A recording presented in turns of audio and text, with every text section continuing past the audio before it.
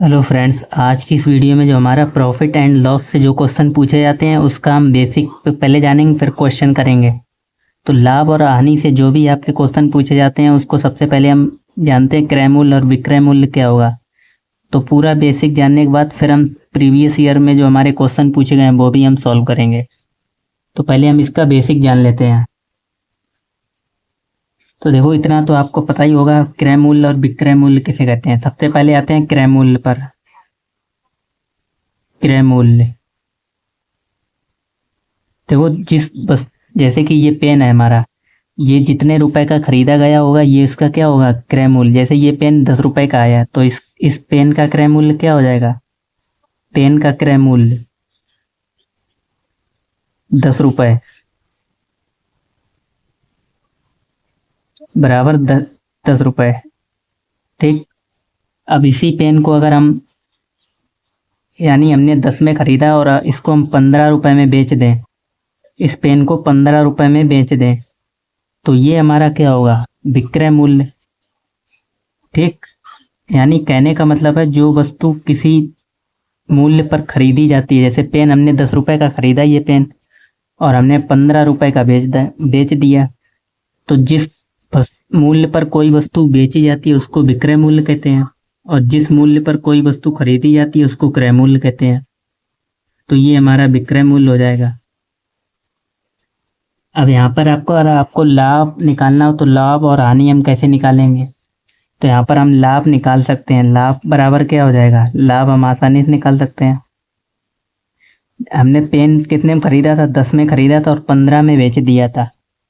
तो आप लाभ बराबर होता है विक्रय मूल्य माइनस क्रय मूल्य। तो विक्रय मूल्य में से आप क्या करेंगे, क्रय मूल्य को घटा दो। तो विक्रय मूल्य हमने, यानी कि विक्रय मूल्य कितने में, 15 में बेचा पेन, और क्रय मूल्य और खरीदा कितने में, 10 में। तो यानी जो हमारे लाभ होगा वो 5 रुपए का लाभ हुआ है। ठीक। इसी प्रकार से आप मान लो हानि निकालना हो तो आप क्या करेंगे, हानि के लिए ये हो जाएगा, मान लो हमने एक पेन कितने में खरीदा, 10 रुपए में खरीदा, और इसको हम अगर 7 रुपए में बेच दें, 7 रुपए में बेच देंगे तो हमें कितना हानि होगी, 3 रुपए की, क्योंकि हमने ज़्यादा में खरीदा और कम में बेच दिया तो हमें हानि हो जाएगी। तो इसी प्रकार हानि का के लिए क्या हो जाएगा, क्रय मूल्य माइनस विक्रय मूल्य। तो इसका भी होगा विक्रय मूल्य, आपने कितना खरीदा था, विक्रय मूल्य,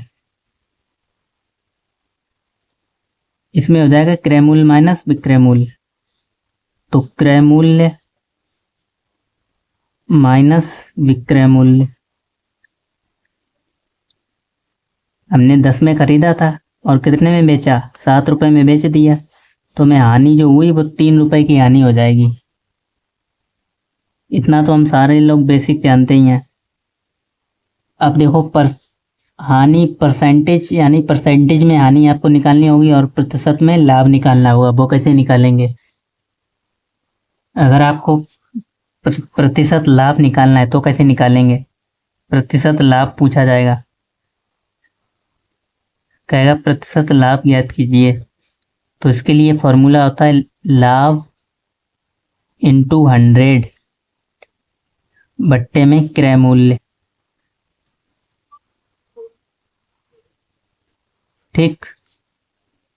तो ये किसका, प्रतिशत लाभ के लिए ये फॉर्मूला होता है, और प्रतिशत हानि के लिए भी यही हो जाएगा सेम, सिर्फ ऊपर क्या आ जाएगा, हानि आ जाएगा, प्रतिशत हानि। तो यहाँ पे हो जाएगा हानि गुणे 100 बट्टे क्रय मूल्य।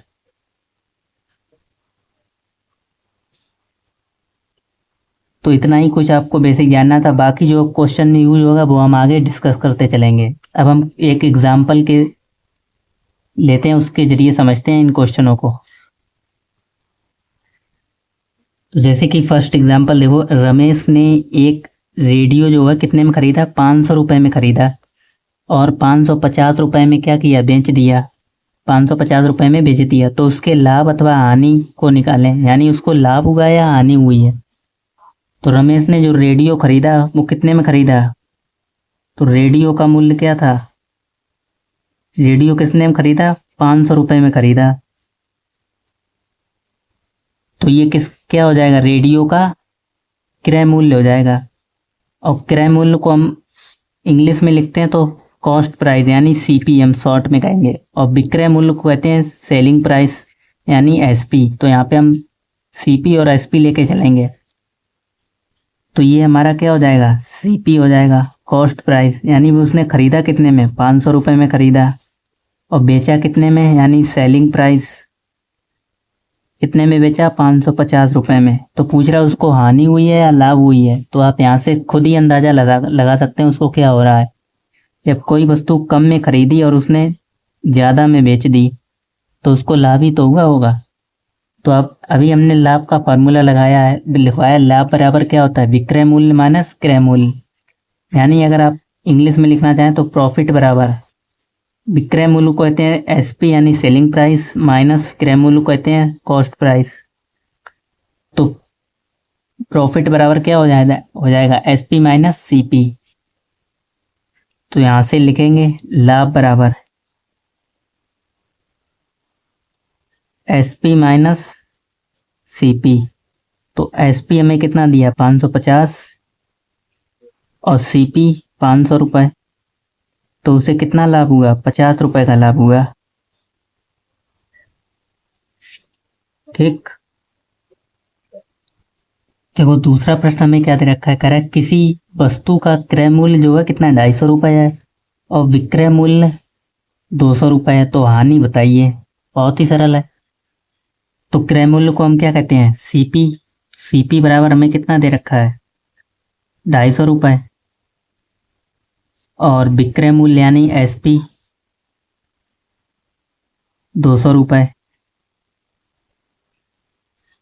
अब यहाँ पे देखने ही से पता लग रहा है किसी वस्तु को हमने 250 में बेचा, खरीदा और 200 रुपये में बेच दिया तो हमें क्या होगा? हानि तो होगी। तो हानि बराबर क्या होता है? यानी लॉस बराबर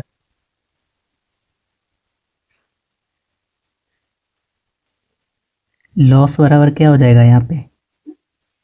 SP माइनस CP।